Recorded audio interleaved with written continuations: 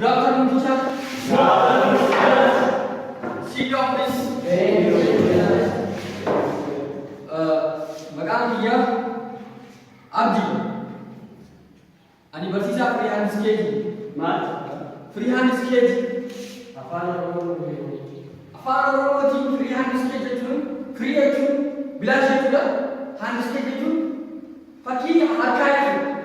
Isin galee akkasitti barsiisaa fakkii keessaniiti fakkii baaburaan absii ilaalee baabura fiiguu barbaadamas. Kanaafuu galatooma. Deeqaa ishee booda jiru naa jenna.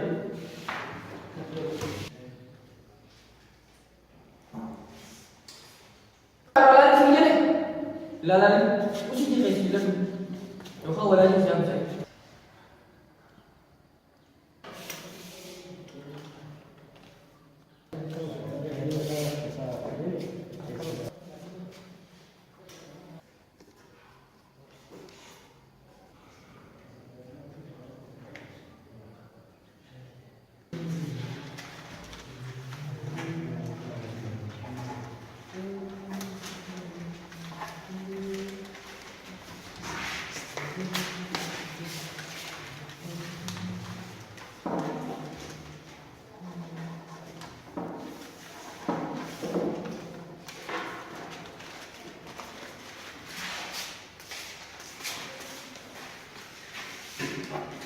Mario,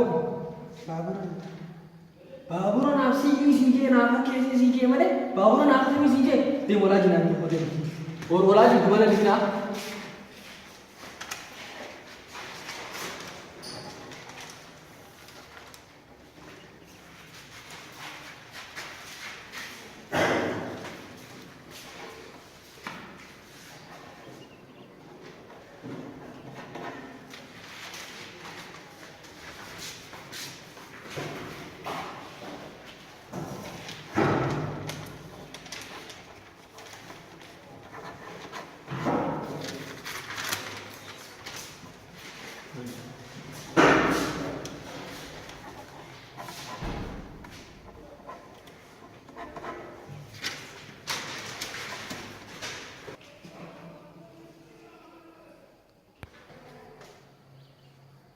Mee baaburi koo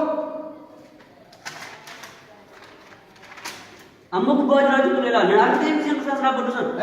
Amma gubbaa jira. Isa kutaa kutaa san. eessa kute? Amma gubbaa kutee isaa barsaa. Eessa kute? Awwa gamaa kutee amma. Awwa bakka hanqinni dhufuu eegiiti naaf itti dhufuu hojjeta. Jedhuma. Bakka amma gubbatti hin gaafata. Qaama eessa jechaati?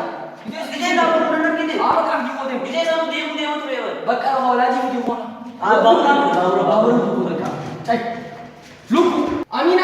Qaaba. Hoo. Halqa baaburri bikka raafame deemuuti ati gurra nama qabadhu. Gurra? Gurra qabu yeroo? Akkas.